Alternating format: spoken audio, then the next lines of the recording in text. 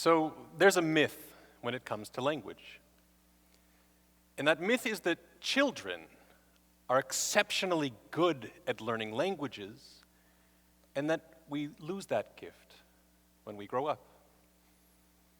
And we have good reason for believing in this myth. Many of us have had this experience. We've picked a language in high school or college, studied hard for 3, 4, 5 years, and then we take a trip to France. And we meet a 5-year-old French child, and she speaks way better French than we do. And it's not fair. I mean, we have struggled so hard, and she has never worked a day in her life, and yet here she is correcting our grammar. And you're right. It's not fair. It's not fair because you're comparing yourself to a child who has had 15,000 hours of French exposure, and you have had 100, maybe 200, maybe 50. It depends upon how much of your classes were actually spent in French instead of in English talking about French. When you make the fair comparison, you take a 5-year-old child, transplant them to Spain, give them 500 hours of exposure there. Adult gets a job in Spain, 500 hours of exposure. What you'll find is that the adult beats the child every time. We are better at learning languages than children. We are smarter than them. We've learned how to learn. It's one of the perks of growing up. That's not to say there are no advantages to being a kid. There are 3. Between the ages of 6 months and 12 months, in that tiny window, children can hear sounds in new languages in a way that we lose. Significant advantage there. Advantage 2, children are fearless. They will walk into any conversation, whether they know the words or not, where we will hold ourselves back, we'll be afraid. Huge advantage. Yet neither of those 2 advantages outweighs our superior ability to learn. The third advantage of being a child is the advantage of time. We don't have 15,000 hours to spend learning French. And so, to succeed at this, we need something that works better than what children use. And to talk about what that might look like, I want to talk about some of my own experiences. I began my language learning journey with Hebrew in kindergarten and elementary school. I studied for 7 years, and at the end of those 7 years of study, I could read the Hebrew alphabet. So I tried again. In junior high and high school, I was fortunate. I went to a high school that offered Russian, of all things, with really good teachers. And so I took Russian for 5.5 years. I studied hard. I did well on my tests. I did all of my homework. And at the end of those 5.5 years, I could read the Russian alphabet. I retained maybe 40 words, and I came to the conclusion that this whole language thing was not for me. And then I made a poor decision. I was always a science nerd. I loved science and engineering. I wanted to be a nuclear engineer, focused on plasma physics so I could make fusion reactors. That was my thing as a kid. But I had this hobby, and that hobby was singing. I sang musical theater and opera. And as I was applying to engineering schools for college, I applied to one that had a music conservatory, and I thought, wouldn't it be weird to study opera and mechanical engineering? Wouldn't that be out there? And so I did. And one of the side effects of that is that I needed to take language courses. For that opera degree, I needed German, French, and Italian. And a friend of mine came to me and said, hey, you can get 2 semesters of credit in 1 summer at this school in Vermont. And I thought, that sounds great. So I signed right up for this program. And the way this program works is that you sign a contract on the very first day. It says that if I speak 1 word that is not German, if I write anything, if I read anything, if I listen to a voicemail that's not in German, I will get kicked out of the school with no refund. And I thought, I guess that sounds like fun. And so I went and I signed that contract, and I realized that I didn't actually speak any German, and so I stopped talking. And someone came up to me and he said, Hallo, ich heiße Joshua, wie heißt du? And I said, eh? And he said, Hallo, ich heiße Joshua, wie heißt du? And I said, ich heiße Gabriel? And I learned German that way. 7 weeks later, I could hold a solid conversation in the language, and I became addicted to the feeling of thinking in a completely new way. And so I went back the following summer to reach fluency in German. In 2007, I moved to Vienna, Austria to pursue a degree in opera and in song. In 2008, I went to Perugia, Italy to study Italian. And in 2010, I cheated on a French test. And that's where all of this comes from. You see, I wanted to go back to that school with the contracts in Vermont because in a sort of stressful, masochistic way, it was actually kind of fun. And they had a level 1 for people who weren't familiar with French, which was appropriate for my level, but they also had a level 1.5. It was a little bit faster. And I thought, this was my third language. Italian is close to French. I can probably manage 1.5. So they sent me a placement test online, and I cheated on it as much as I possibly could. I figured me not knowing French and cheating as much as I could might get me in level 1.5. And so I used About.com's French grammar to cheat on the multiple choice section. I wrote an essay in Google Translate and submitted this thing. I sent it off, I didn't think about any more of it, and 3 months later I got an email. And that email said, "Congratulations, you did really well on your placement test. We're placing you in the intermediate level. You have 3 months. In 3 months, we're going to put you in a room with a French speaker who will talk to you for about 15 minutes to make sure you didn't do anything stupid like cheat on your placement test." And so I panicked. And when I panic, I go to the internet because clearly someone there has an answer for everything. And as it turns out, there were some good answers. There are these systems called spaced repetition systems.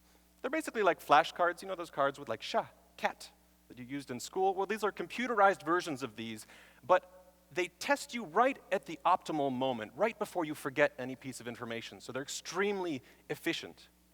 Now, what people use these spaced repetitions programs for is they use them with translations.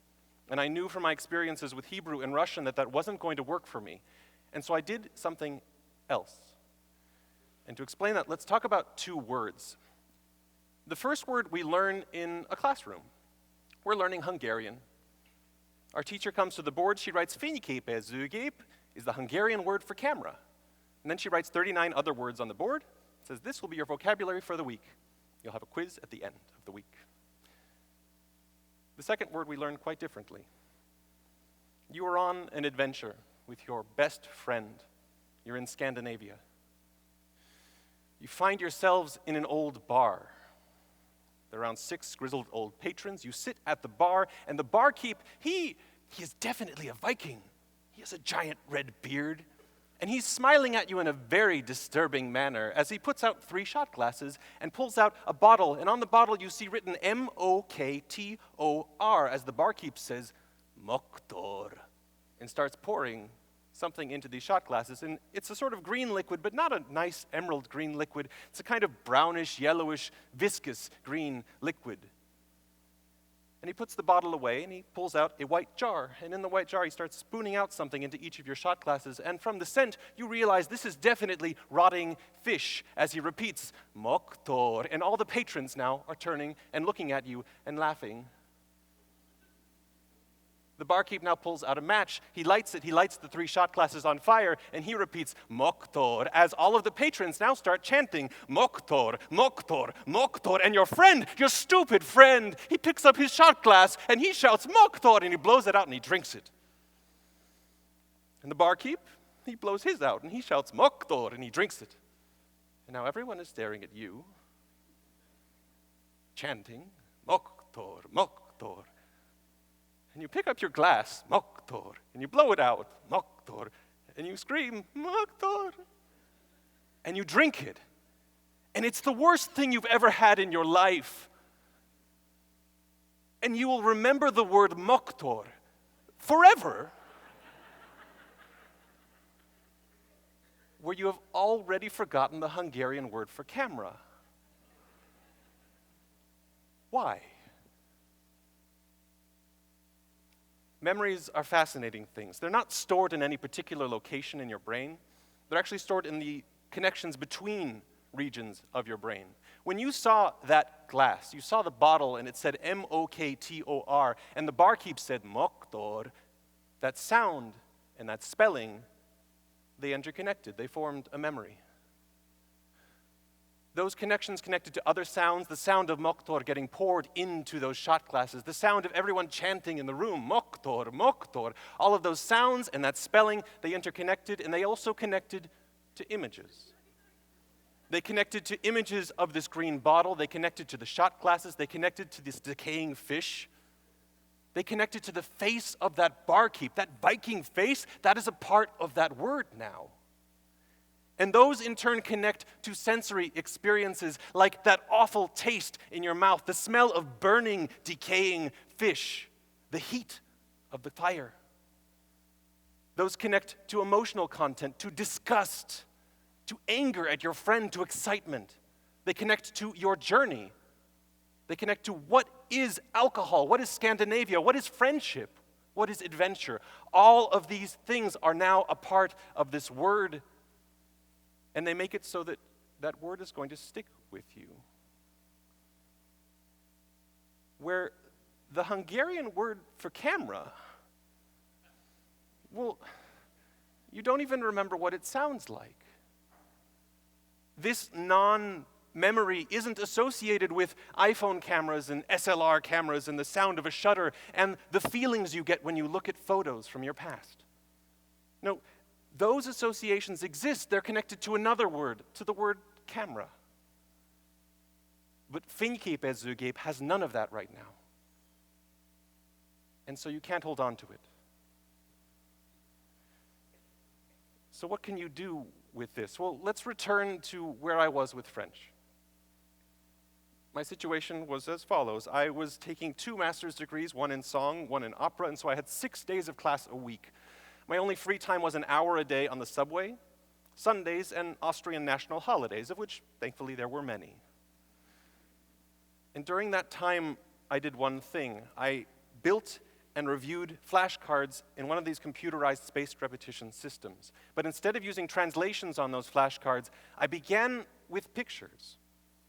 If I wanted to learn the French word for dog, chien, then I would search on Google Images for chien, and I would find that French bloggers didn't choose the dogs I would expect. Their dogs were smaller and cuter and somehow more French.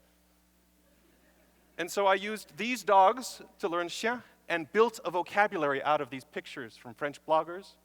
And as I built that vocabulary, I graduated over to sentences. And I started learning abstract words and grammar that way, using fill-in-the-blank sentences. If I wanted to learn a word like went is the past tense of to go, I would use a story. Yesterday, I blank to school with a picture of a schoolhouse. And so I learned my abstract grammar in that way. And then 3 months later, I had that interview. And I found myself in this room with this French person who began our conversation with bonjour. And then the first thing that came to my mind was bonjour. And she started speaking to me in French, and I realized I understood what she was saying. And what's more, I knew what to say back. And it wasn't fluent, it was a bit stunted, but this was the first time I had spoken French in my life, and I was speaking in French, and I was thinking in French, and we had a 15-minute conversation, and at the end of this conversation, the teacher tells me, you know, there's something wrong with your placement test. It says you should be in the intermediate level, but we're placing you in the advanced level.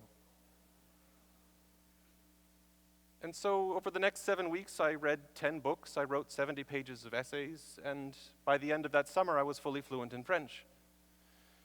And I realized that I had found something important.